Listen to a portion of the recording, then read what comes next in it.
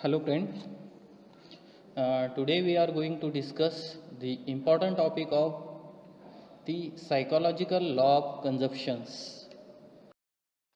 First we know the what is the consumptions.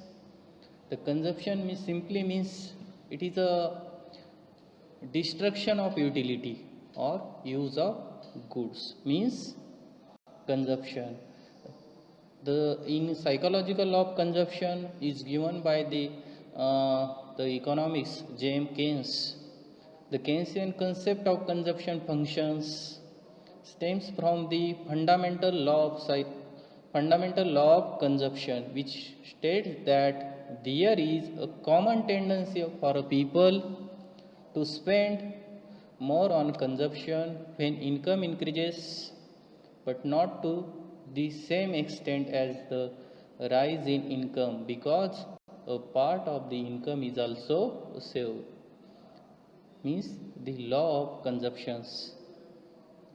The community as a rule consume as well as save a larger amount with a rise in income.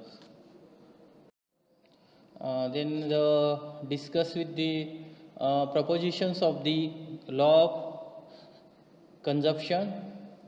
First, when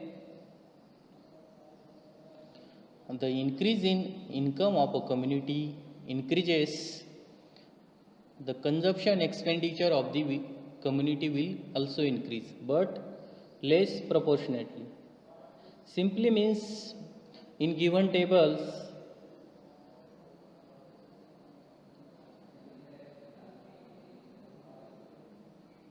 if income increases by rupees 60 and then the increase in consumption by rupees 17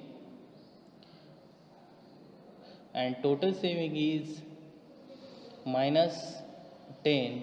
Also, if increase in income from rupees 60 to 120, the consumption also increases by 70 to 120. The saving is 0.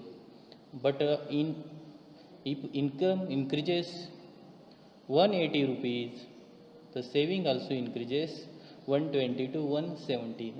Means the saving is 10 rupees and then respectively. The second proposition means it follows from this that an increase in income is always bifurcated into spending and saving. In column consumption and savings, the if income increases, also change in consumption and savings. Means if income increases 16, in each case is divided in some proportion between consumption and savings, that is 50 and 10 rupees. Yeah, in also in table, if income increases 180 rupees, the also divided into 180, the consumption is 170 and saving is 10. And then a third proposition is the an increase in income will thus lead to an increase in both consumption and saving. Means simply means in a given tables, and as the income increases from 120 to rupees 120 to 180, 240 to 300, and consumption also increases from 120 to 170, 170 to 20 and 270, along with increase in saving from 0 to 10, 20, 30 respectively. With increase in income, neither consumption nor saving has fallen. These are the proposition of the law of consumption. Then what are the assumptions of the law of consumption? First one is the constancy of psychological institutions.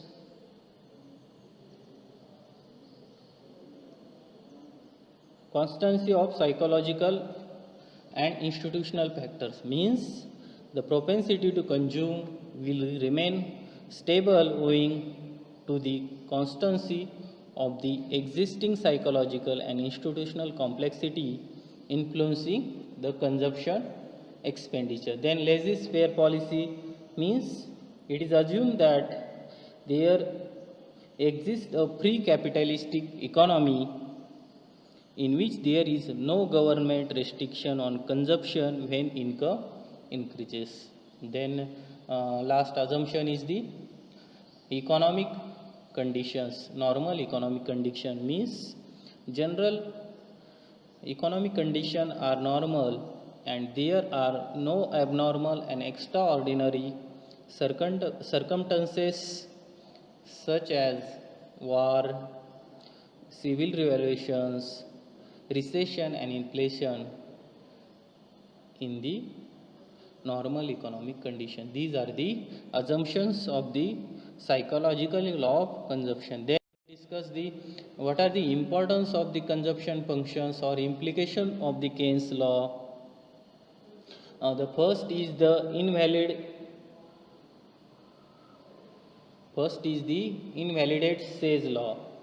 We know the Say's law that supply creates its own demand. Means therefore there cannot be general overproduction or general unemployment. The Keynes psychological law invalidates Say's law because as income increases, consumption also increases, but by a smaller amount. Means in other words, all that is produced is not taken off the market and as the income increases. Simply means supply fails to create its own demand rather than it exceeds demand and leads to general overproduction and glut commodity in the markets. Then need for state intervention simply means as a corollary of the above, psychological law highlights the need for a state intervention means Say's law is based on the existence of laissez-faire policy and reputations implies that the economic system is not self-adjusting. So means when consumption does not increase by the full increment of income and consequently there is general overproduction and mass employments. The necessity of the state intervention arises in the economy to avert general overproduction and unemployment through public policy. Then crucial importance of investment means Keynes psychological law traces the vital point that the people fail to spend on consumption the full increment of income. Simply means this tendency creates a gap between income and